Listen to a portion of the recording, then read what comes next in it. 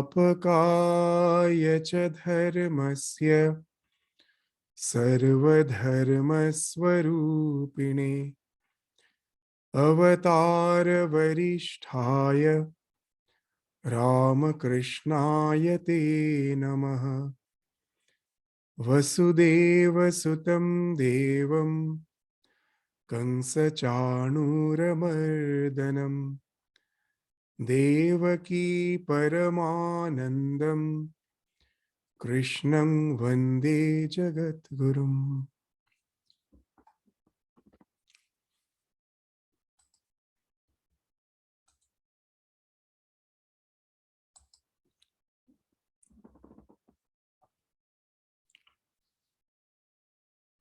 So in the last class, we started the section which speaks of the sthita, the lakshana of sthita pragya, from the 54th sloka of the second chapter of Shrimad Bhagavad Gita till the last of this chapter deals with the lakshanas, the characteristics of a sthita pragya, the one who is steady in his wisdom. We found the question of Arjuna in the 54th sloka. Sthita pragyasya ka bhasha samadhistasya keshava sthitadhi kim prabhasheta kim asita vrajeta kim. So the first line indicates, as we have discussed, the first line is the question that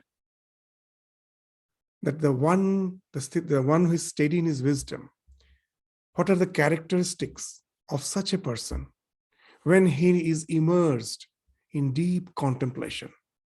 That's the first line, in deep samadhi. Sthita pragya saka bhasha samadhistasya keshava. That the one who is in deep samadhi, the steady one, the wise one, who is immersed in deep samadhi, what are his characteristics?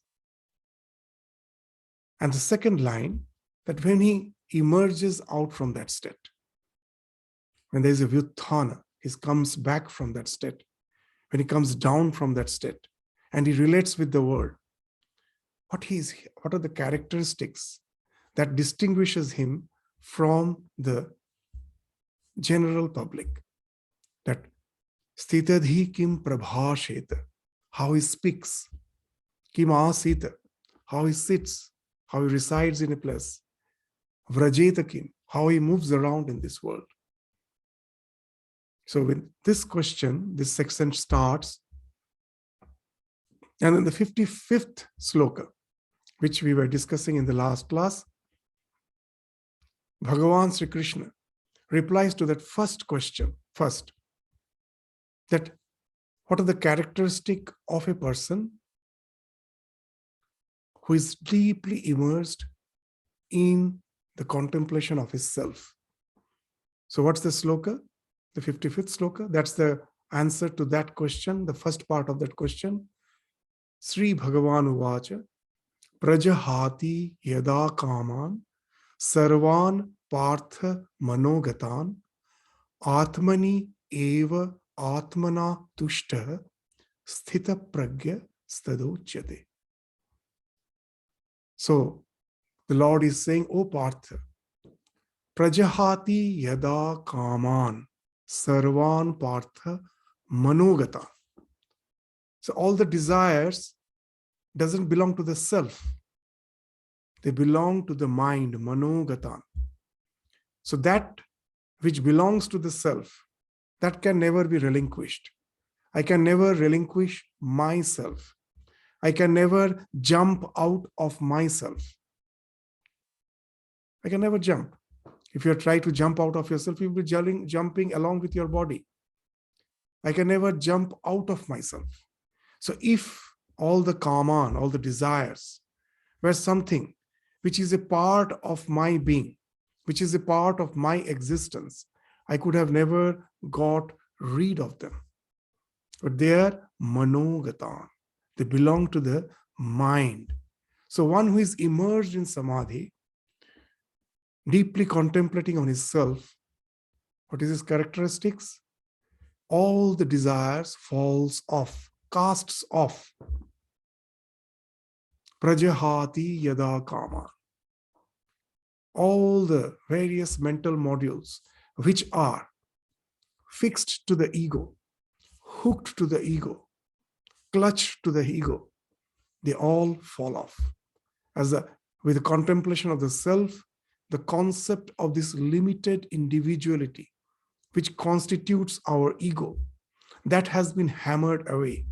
The will, the hub of the will, has been removed. All the desires, which speaks of the various mental modules, innumerable mental modules with which our mind is constituted, they're all clutched, they're all hooked to the hub of the will. They're all fixed there. When the hub has been removed, they all fall off all at once. So when in deep contemplation, your idea that you are not the body, not the mind, not the senses, you are the self and self alone, you're the Atman, who is witnessing this body-mind complex, all the phenomenon which is going on, which constitutes this body-mind complex, that it is witnessing, but in no way it is a part of it. When in deep contemplation, that's the idea which gets fixed in my mind, so as that all the ideas has been negated. The hub has been hammered out, the ego has been hammered out. And all the desires, that's very important, not one by one. Sarvan kaman, sarvan, all the desires, they fall off. It becomes something like a spontaneous renunciation. And then what? You become vacant. Even we find that in this world, there are the depressed person who has lost all interest in life. They may be contemplating suicide. Or even if not contemplating suicide, they have gone to a very deep depression. They also don't have any karma. Then what's the difference between a person who is in deep samadhi, or for whom all the desires has fallen off, between him and the person who is just a mere depressed person? What's the difference between these two? So the next line speaks of that. Atmani eva atmana tushtaha. That he has relinquished all the desires. They have all fallen off because of the contemplation of the self. Now, when all has fallen off, then the self resides in the self. You're enjoying the bliss of the self. It is not something negative, like a depressed person who has lost all interest. Here, the bliss is in the self alone. Atmani eva atmana tushta. The self finds satisfaction in itself alone. As Sri Ramakrishna used to say, that I cannot force out the West. I cannot say, West, go away. If I have to get rid of the West, the only way, move towards the East. The more you move towards the East, the West automatically falls behind. The more we get established in the self by our contemplation, by constantly keeping the mind fixed in our real nature, the more the other vagaries of the mind fall off naturally. So that's the thing which has been spoken of. It's not something negative, as many of us take the spiritual life as something negative. It is actually something which speaks of the real fulfillment.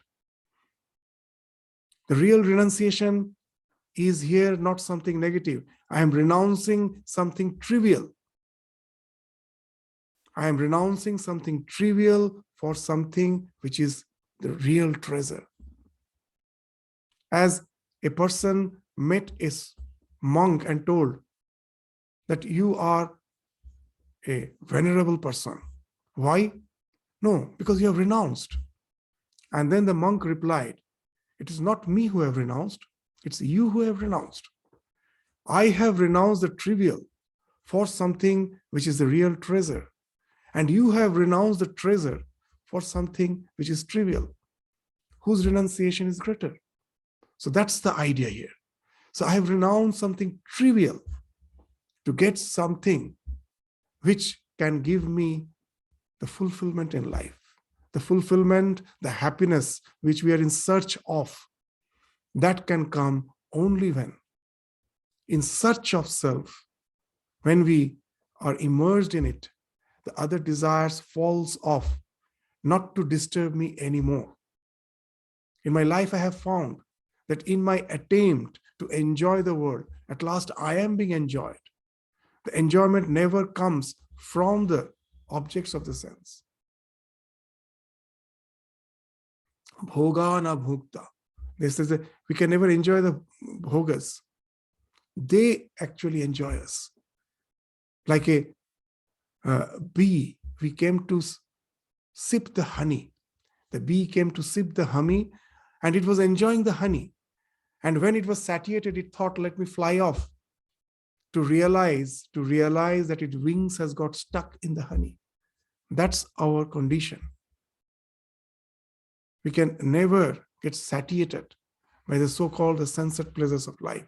At last, we find it is the senses which is draining us, wasting us.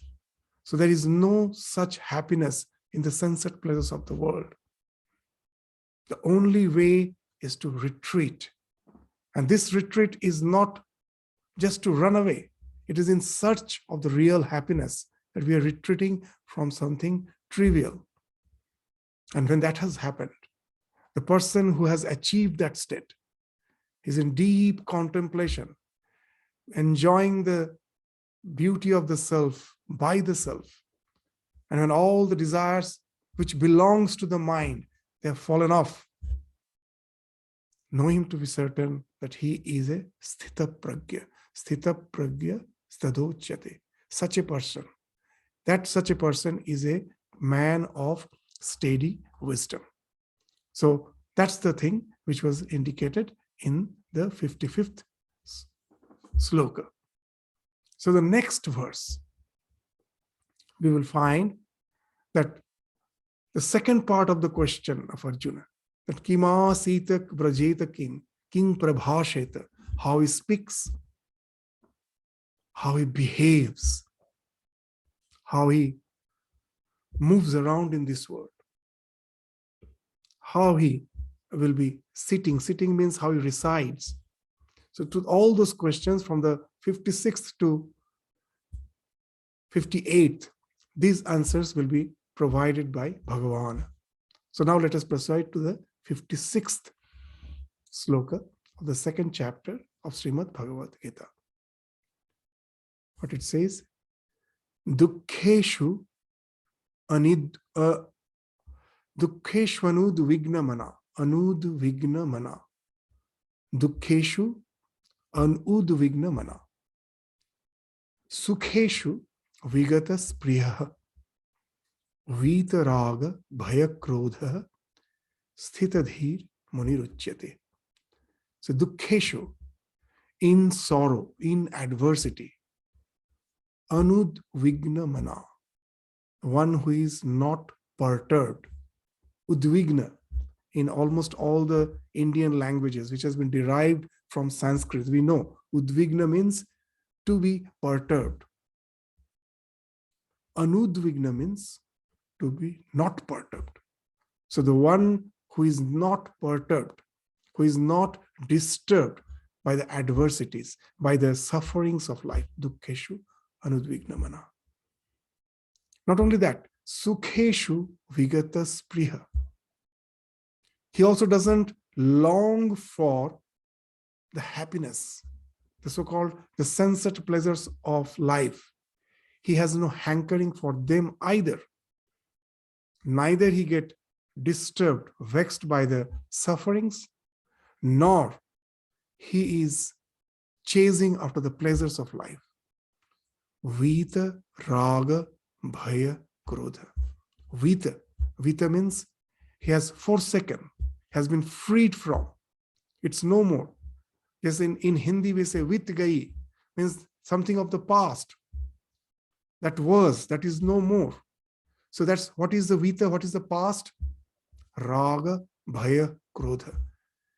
As a limited individuality, these are the three things which constantly perturbs us, disturbs us. Whenever see Sukha, that immediately from the Sukha develops Raga, attachment. And from Dukkha, Bhaya and Krodha. Either we are afraid of it or we are angry that why such suffering came to my life. So Bhaya, Krodha is a product of Dukkha. Or we can say that from Bhaya and Krodha, the Dukkha ensues. From Raga comes the Sukha. So one who has gone beyond this, Raga, Bhaya, Krodha, attachment, fear, anger. Sthitadhir Muni Ruchyate. Know him to be a Muni. The word Muni means Manan Shila iti Muni. The one who is constantly contemplating, Manan Shila, on the nature of the self, is contemplating on the self. So such a Muni, as he is constantly contemplating on the self, so his total behavioral pattern changes. His personality gets overhauled. He's a total reformed person. And he becomes a man of steady wisdom. Sthitadhir, sthita. One who can never be vexed from his self. Sthita, and we can translate it as swastha. Swastha, generally we say the one who is enjoying health is swasth. But that's not the real meaning. Swasth means the one who is residing in his own self. Swasthita, swastha.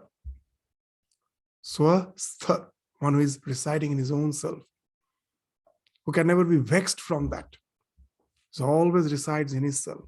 So such a person is sthitadhi, is a man of steady wisdom. Sorry. So such, and how he has reached the steady system? By being a Muni, by being Mananshila, by constantly contemplating on the nature of the self.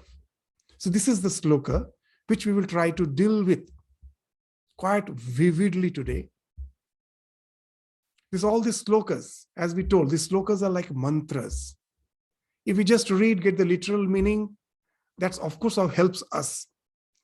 But one of the disciples of Ramakrishna, Swami Turiyananda, it was his daily practice. Swami Vivekananda used to say, if anyone is an exemplification of Bhagavad Gita, he's Turiyananda. That whatever I speak, Swamiji used to say, if you want to see the reflection of my words, see the life of Turiyananda, Hari Maharaj. A real, this Sthita Pragya Lakshana was exemplified through his life. What he used to do, every day he used to read just one sloka of the Bhagavad Gita. And he will spend hours just to reflect on it. It is just like the cow chewing the cud, so that the idea sips in gradually. These slokas are not just for mere information. In the present world, that we are so much obsessed in collecting information. But that's not real education. Education is not the gathering of facts. It is the assimilation of ideas. The ideas should be assimilated. As Swami Vivekananda used to give a nice example, that how pearl is formed. How the pearl is formed, a mollusk, when it gets irritated by a sand particle, it along with the sand particle will dive deep into the riverbed or the ocean, deep into the bed of the ocean, and it will go on salivating, secreting over that irritant, the sand particle. It will go on secreting. And those secretion gets solidified, crystallized, to form the pearl. Swamiji used to say, that's what the real education is.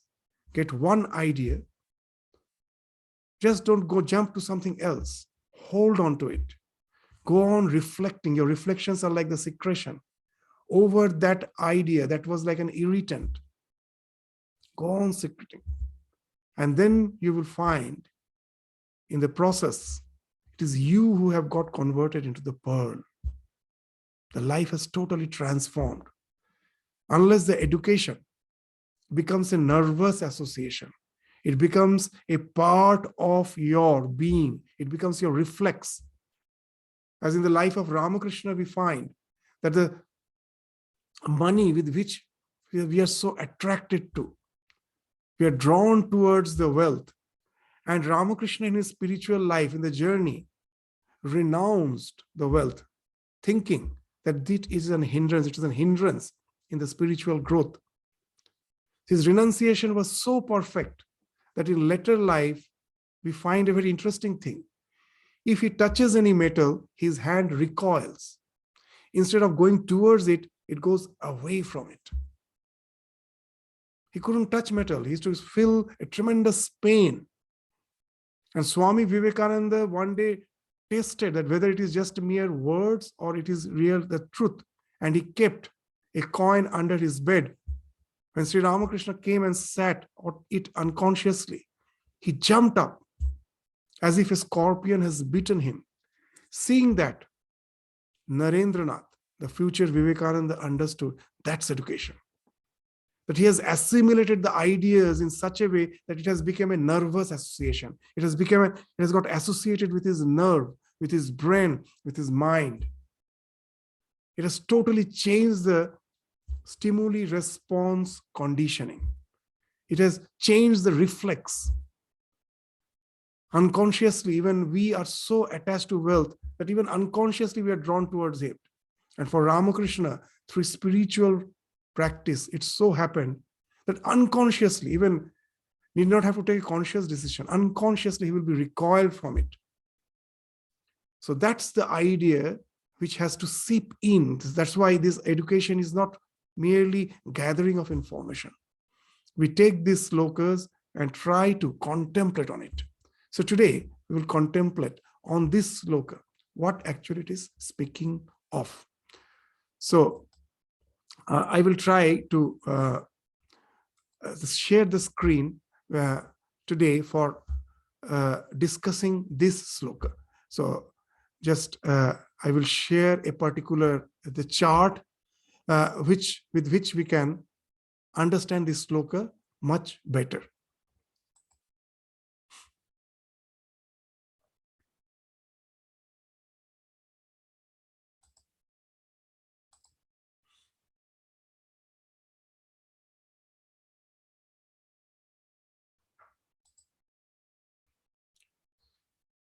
So this is the idea with which we will start.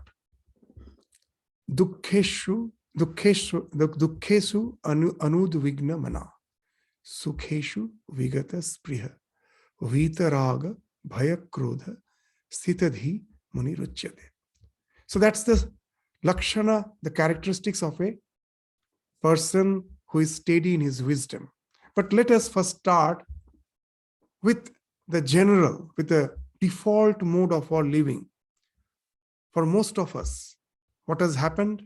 That because of ignorance, avidya, we discuss it again and again, because of avidya, the product or the evolute of avidya is asmita. The self, seeing its reflection in the body-mind complex, takes the reflection to be real, and that's how the ego is formed, aham, that I am this body-mind complex. That's because of ignorance, it happens. The moment that asmita comes into picture, from asmita, three things comes into picture: raga, dvesha, abhinivesha. This is the idea of pancha klesha: 1, 2, 3, 4, 5. Avidya, asmita, raga, dvesha, abhinivesha. From avidya comes asmita, from asmita comes raga, dvesha, abhinivesha. So what is this raga, dvesha, abhinivesha? The moment I think myself as this limited individuality. Something behind is echoing that you are eternal. But I am confusing. I think the body-mind complex to be eternal, as something is saying behind. It is an echo. I shout my name standing in front of the mountain. From the mountain, my name, the pronunciation of my name is echoed back. I think someone is calling me from the mountain. So here also the same way, as if someone within the body is saying, you're eternal. So this sense of eternity, which is coming from, which is echoing from within, that actually results in all the biological evolution. How? The moment when someone says within me that you are eternal, but I find I'm not eternal. With a body-mind complex, I cannot continue forever. There are some favorable factors, and there are some factors which are not favorable for the existence of this limited psychophysical entity. All the factors which are favorable, as I want to enjoy the eternity in this physical body, I get drawn towards them. The raga. Raga means attachment. That experiment which we speak of again and again, in a petri dish, there are some microbes moving around in some fluid.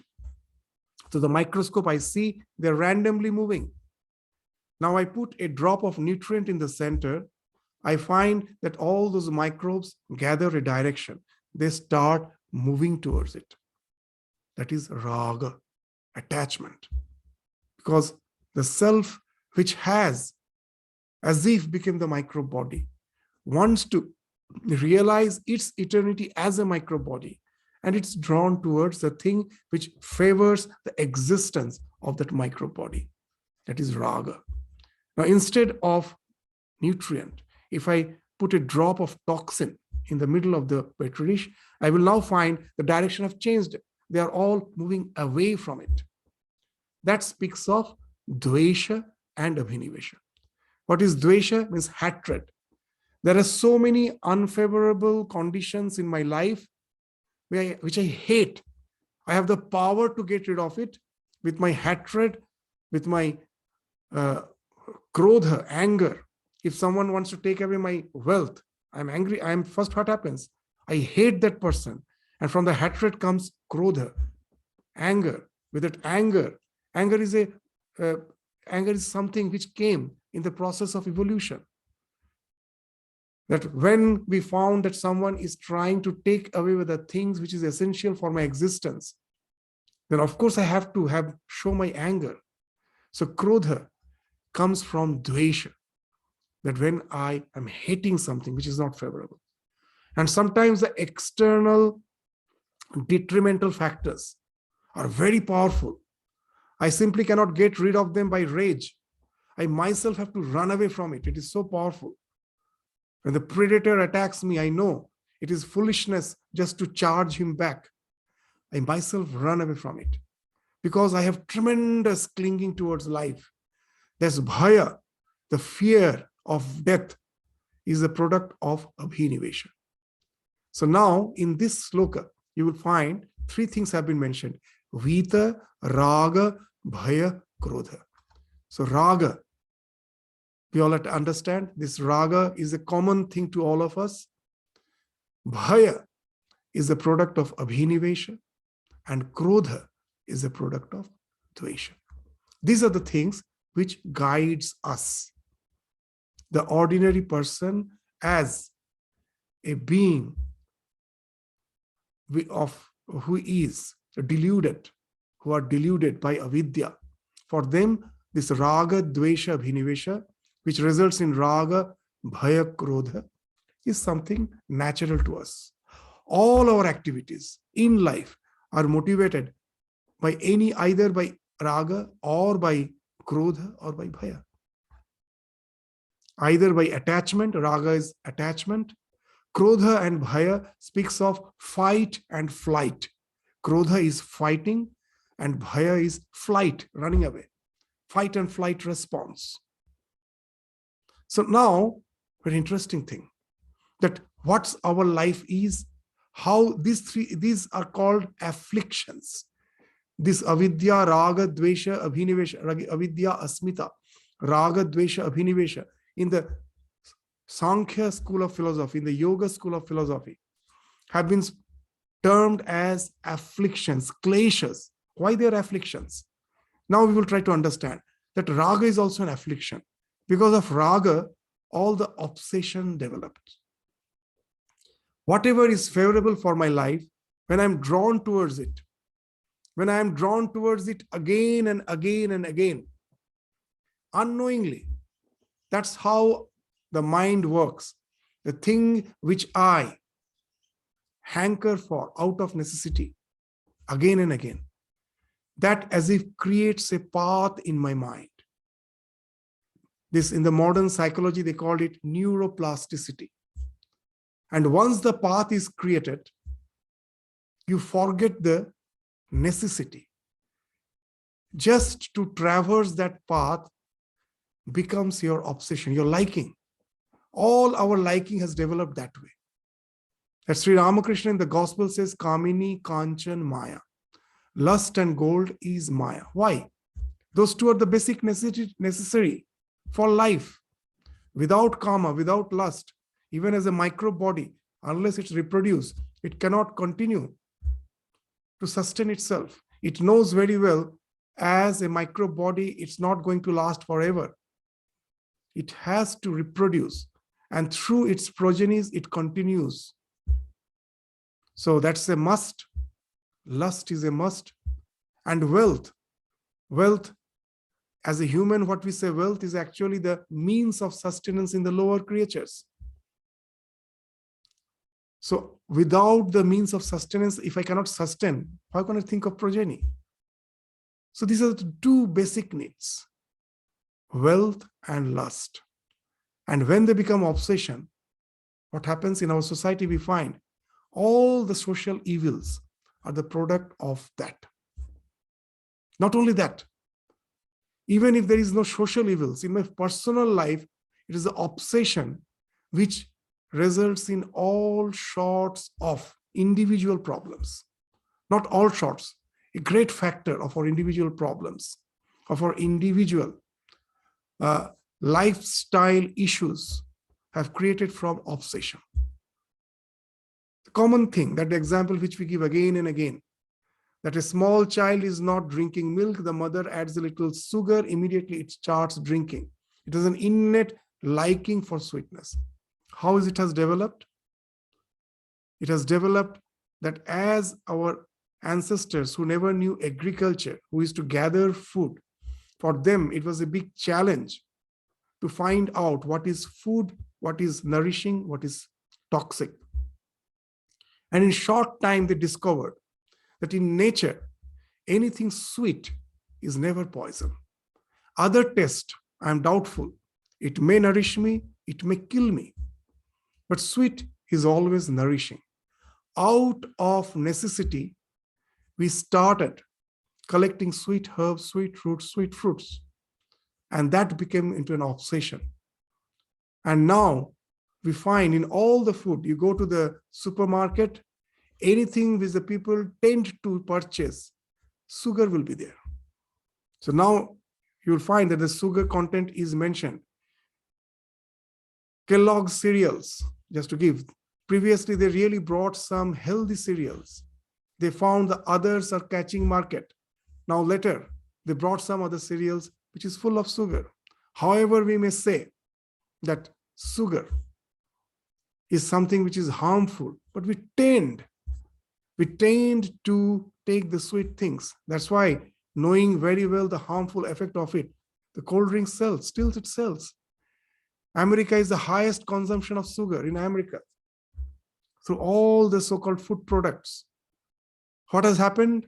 The thing which was a necessity, that as a food gatherer, I found that to sustain myself, all the sweet things in nature will help me to sustain. But now it has become my obsession. Now just see, because of this too much of sweet, taking too much of sugar, we are having obesity, we are having blood pressure, all the lifestyle diseases results from our obsession. So now, in this sloka, when they say dukkeshu anidvigna mana, dukkha in our scripture has been spoken of as having three aspects. One is adhyatmic, because of your own cause, because of your own lifestyle, you may have suffering. That is adhyatmic. Adi bhautik, because of other creatures. Like in the olden days when we were in the forest, the predators were there. For that predators may entail into suffering. That was adi bhautik. And another aspect of dukkha was adi daivik. There may be suddenly a cyclone, profuse rain, flood, that may entail in suffering. So the suffering has three aspects. And all these three aspects at last we will find is dependent on our way of living. So now just we understood that how raga can get converted into adhyatmic dukkha, lifestyle diseases. The same raga, obsession, is not only ends there, it results in it has some result in the collective aspect, the samashti. The climate change is because of that. The depletion of biodiversity is because of that. How it has happened? Now, when we develop obsession for certain thing, then we are no more satisfied by our needs. Our life gets guided by our wants. As Mahatma Gandhi used to say, the world has sufficient resource to fulfill our needs, but it doesn't have sufficient resource to fulfill our wants. Needs are seeds. They have to be nourished, but wants are weeds. And today's world, we find that the greed as a collective aspect has resulted in the climate change. It is a greed, tremendous greed, that the way we want to consume the resource of the world, just we are expending all the fossil fuels. Everything speaks of, at last, the tremendous greed, that obsession is a collective. In one way, it has resulted in the climate change. And the climate change is resulting in tsunami, resulting in all the global warming of which we are so much concerned.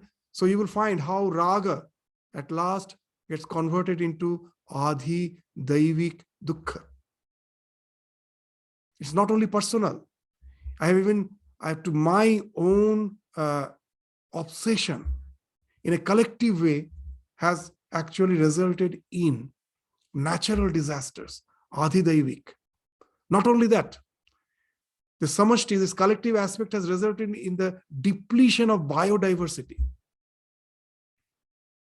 Because of my greed, I will find that we are cutting the trees, forests are being depleted.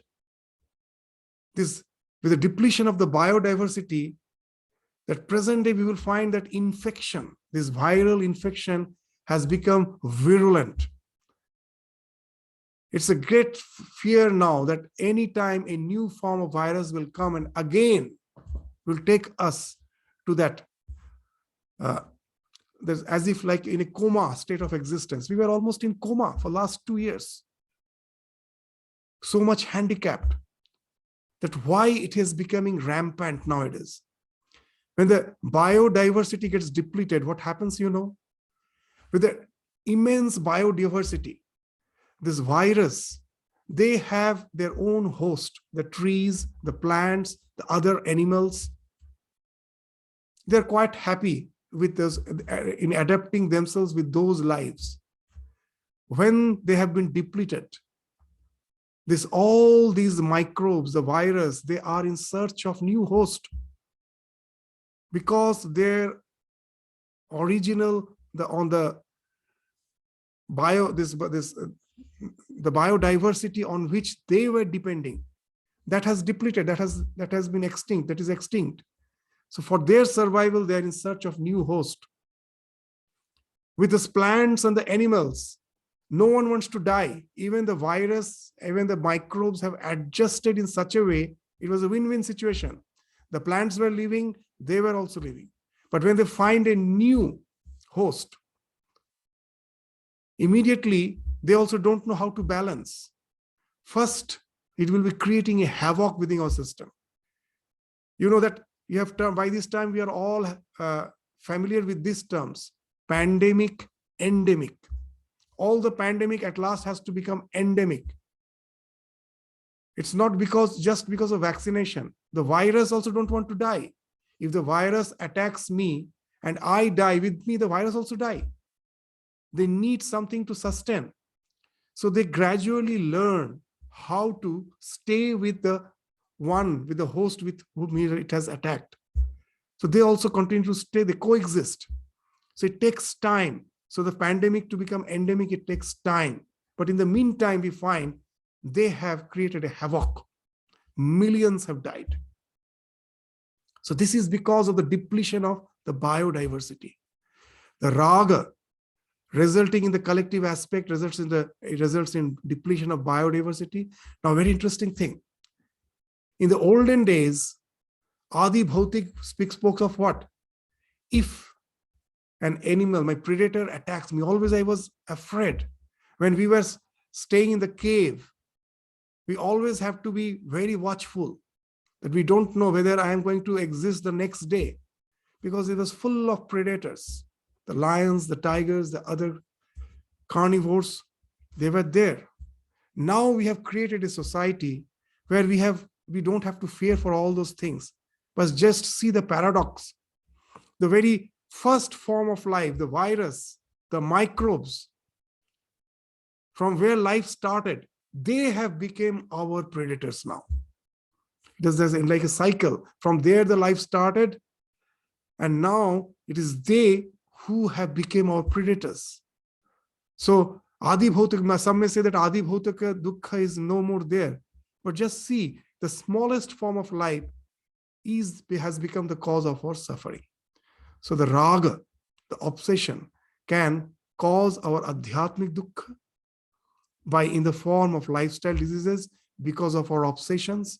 The same obsessions in the collective aspect results in adhidaiva dukkha in the form of climate change, and in the adhibhautik dukkha in the form of all these infections, the viral infections, which has become rampant. This year already we find the flu has already started picking up. So many people are getting flu. There is something called this monkeypox, from where we've never heard of them. They have started, this virus, they have started adjusting with the new hosts. So that results in the Adi Bhautik Dukkha. So just see that raga, which we thought something very personal, is not personal. It has some personal aspect as well as the collective aspect, resulting in Adi Daivik as well as Adi Bhautik Dukkha. So this goes only to raga. Now let us take this dvesha and abhinivesha. Again, let us relate to that sloka. Vita raga bhaya krodha. The one who is established in himself, he has gone beyond raga, bhaya, and krodha. But we are speaking of the population in general, as because of raga, what all effects it is having on us. Because of dvesha and abhinivesha. Now let us take that. What's its effect? What's its detrimental effect?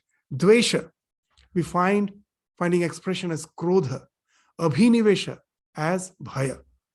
That whatever things is detrimental for my existence, I have a rage for that, anger for that, finds expression as krodha. If the detrimental factor is extremely powerful, that finds expression as bhaya. Now this bhaya and krodha, these two results in dukkha. Sukha comes from raga, dukkha comes from bhaya and krodha. So this sloka is very important. You find all these are linked actually. These are not separate. When he starts with dukkheshu anudvigna mana, sukheshu vigata spriha. We think these two aspects are different from vita, raga, bhaya, krodha. No, they are all linked. From sukha, from this raga, Sukha is the product of raga because of attachment. From all the things we are attached, we get sukha. And dvesha and abhinivesha, resulting in krodha and bhaya, in turn results in dukkha. All the suffering is because of the anger and because of fear. Now, very interesting. Now, we will to understand that dukkha, how it has a detrimental effect in our life. We will try to understand it from the biological aspect of our existence. Very interesting. Any creature has two modes of existence. Either it is growth mode or protection mode. If you go back to that example of the petri dish again, we will find that when there is a nutrient, the microbes are moving towards it. That speaks of growth mode. If I go and can, that feed on the thing which is there, that nourishing thing which is there in the center, I grow. That speaks of growth mode. And if there is a toxin, I move away. That is a protection mode.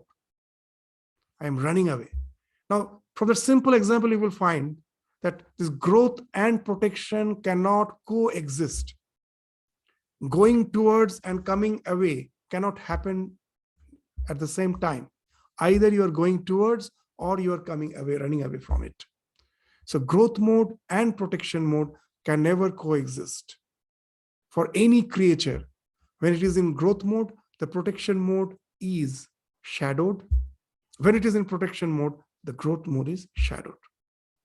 Now, this thing, as a human being, in the microbe, we easily understood that. In human being, it becomes more complicated. It's not that simple. So that when you are in growth mode, the protection mode gets inhibited. When we are in protection mode, not only the growth mode, there is something called secondary protection mode that also gets inhibited. That we'll try to understand with the help of some example. Suppose you went to a forest for a safari. You're in the camp, and most probably you had your some food as a lunch. You had your lunch, and after that, you feel a bit. After lunch, we all feel a bit lazy. We feel like relaxing, and you're relaxing. You're in the safari and you're in the forest, in the tent, you're relaxing. And suddenly you hear the roar of a lion. And the roar seems to be very near. So immediately you get scared. And to save yourself, frantically you start running, that I should be away. The lion is something in my vicinity, I should run. I don't see it. I run and go to quite a long distance, and I feel now I am safe. I'm far away from the lion. But invariably you will find, though you have saved your life, but it is at the cost of indigestion. That after food, you were having a nap, when you heard the roar of the lion, then you started running. Now, what's the entire thing happening in your body? After food, why we feel like having a nap? Because we are in the growth mode. All the blood is rushing towards your digestive system, your stomach, because it has to help in digesting. And as all the blood is rushing there, sufficient blood is not there to go to your brain. And that makes you feel drowsy. So when you're in growth mode, just see, all the blood is rushing towards the stomach, and that forces you to relax for some time. When you hear the roar of lion, immediately the adrenal system gets alarmed. That's the alarm system. What it says, immediately it will go, what it will say, now digestion is not important. Saving yourself is important. First you have to save yourself. You can take care of digestion later. Even if you get a little indigestion, that won't matter. But if you have to save yourself first. So what happens immediately, with the moment the adrenaline alarm is set in, what will happen? All the bloods which were rushing towards the stomach, all those arteries will get constricted. because it's the same quantity of blood. I do not have extra blood to take care of my limbs. After food, I'm lethargic. The blood is not even going to the limbs properly. So immediately I go to the protection mode. All the blood vessels which are going to my stomach gets constricted, and the blood is rushing to my limbs because I have to run. So the moment the adrenaline alarm is set in, just see how, even as a human being, from the growth mode, we are going to the protection mode. And that is resulting again in indigestion. So whenever in this present life, know it for certain, wherever we are in anxiety, worry, tension, stress, now you can relate that how it is affecting my health. I do get indigestion. I do get distension. And sometimes I think why it is happening. I think my digestive system is weak. Most probably it's not. Most probably I am overstressed. So just see the dukkha at last can result in adhyatmic dukkha. That again, that it also becomes something like lifestyle disease, overstress. But for us, that here it doesn't end. There is another thing which gets hindered. When I am in protection mode, not only the growth mode gets inhibited, even there is something called secondary protection mode. That is our immune system. Primary protection, I have to run. But secondary protection, that immune system is constantly protecting me. That gets inhibited. Now that, again, we go back to that example.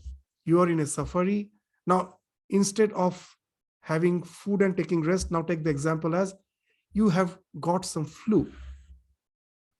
That's why you are not feeling well. So you need some rest. So you're resting in the camp. And again, you hear the roar of the lion.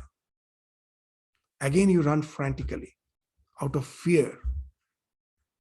And now you find, yes, I have saved myself from the lion, but my infection has got worse. What has happened? The secondary inhibition, the secondary protection mode, the immune system, that has got inhibited. The body told me that I can take care of this infection later. First, I have to save myself, the primary protection mode, that has to take in. And so it is again at the cost of this power to fight the so-called my predator in the form of virus, in the form of microbes. So it results again in adhibhautik dukkha. So in the present life, what has happened? We will find that dukkha, because of stress, has something became permanent. This unnatural life, where the stress is something permanent, we can never get rid of the stress. We say we are in the get set mode now. What this get set mode is? Take another example. Suppose you are going to take part in a 100-meter sprint. You are standing on the starting line. The one who is about to start the race, he shouts, on your marks. You stand on the marks. Now the adrenaline, this alarm system has been activated, because all are feeling I have to win the race. So the body is now fully tensed. The adrenaline system has. And now after saying on your marks, he says, get set. So you are just ready to start, get set. And he never says go. So what happens? You are in the get set mode. That's the present situation. That all our so-called the immunes, the stress, they have some importance in life. If it's short while, to protect us from the so-called impediments, little stress is okay. But that stress now has become something permanent, resulting in that a civilization which is in get set mode. And as a result, we find we are permanently sick with all sorts of health issues, and our immune system has got affected. In one way, we have depleted the biodiversity and increased the number of viruses. And on the other side, we find our immune system has got weak. We are as if inviting them more. So all this now, what has happened? Why? From where it has come? because of raga, krodha, bhaya. So just see how this wonderful sloka is. Because of raga, bhaya, krodha, we have invited the host of problem in our individual life as well as in the collective life. So when you are established in the self, when the avidya has vanished, when you know that you are the self, residing in the self, that attenuates the asmita, this tremendous egocentric civilization. That ego, the reformation has to come from within. We cannot just by changing the policies. Now we are thinking to get rid of the climate change, this to take care of the issues resulting from climate change. So much policies has to be taken. All the policies will fall flat if all the reformation is from top to bottom. It has to be from the bottom to top, from within to without, where everyone who is driven by this ego, that ego has to be taken care of. The more we reside in the self, and that self again, as a collective aspect, is God. That unselfishness is God. Swami Vivekananda used to say, what a wonderful definition. That this individualization, because of the reflection of the self in this body-mind complex, has resulted in this ego. The spiritual unfoldment speaks of diffusing of the ego. To get established in the self is the last word. First, let me diffuse the ego, so that I can think of everything in a collective aspect. First, let me think of God, then I will think of self. This unselfishness. When this unselfishness, the more we get established, we more and more get established in the collective aspect of life. That's what Swamiji is saying, there's God. Beyond that is the self. So first, try to get established in that unselfishness by resolving that asmita. Then what happens? That we find raga, dvesha, abhinesha. They start attenuating. From that raga, krodha, bhaya will start attenuating. That to reside in the self is such an important thing. And once that gets attenuated, it not only speaks of your personal illumination in the form of dukkheshu anudvigna mana, when dvesha and abhinivesha, it speaks of bhaya and krodha, that you have attenuated. Naturally, dukkha cannot disturb you anymore, because dukkha, it results from krodha and bhaya. So that you have taken care of. So dukkheshu anudvigna mana becomes something, a natural state of existence. It cannot disturb you anymore. And sukheshu vigata spriya, you are no more, you have understood the nature of raga, dvesha, abhinivesha. You are no more lured by the ragas, the obsessions of life. Sukheshu vigata spriya. How it has been possible? Vita raga, by going beyond this raga, bhaya and krodha. And you have become that way sthitadhi. And when you become sthitadhi, when all the units in the society become sthitadhi, then all the dukkha in the form of adhyatmika, adhidaivika and adhibhautika, all the lifestyle diseases, all the concerns because of the climate change and because of the depletion of biodiversity, that is taken care of. And all the sufferings which come from all the, in the present world, is the viral infections or any sort of disease which comes from infection, which speaks of adi bhautika, that is taken care of. So thus you will find what happens, that with your spiritual evolution, not only ensures your individual liberation, it doesn't ensure only your own well-being. It takes the collective welfare also into account. In the present world, we find that we are not much bothered about your own well-being. We form societies and all, we have to take care of all.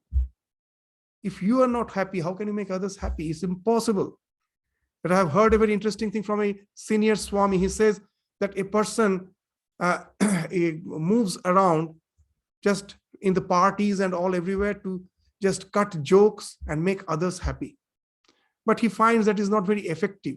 Why it is not effective? Very interesting that I went out to socialize with others and to project my prominence by just showing others that I can be really a person, resourceful person, by making others happy. Why I went out? The first reason I went out because I was not happy with myself when I was alone. So just see the paradox. I cannot make myself happy. I think I will make others happy. I go out in the society to make others happy because I'm not happy with myself. With such attitude, I can never really change. So first we have to take care of our own self.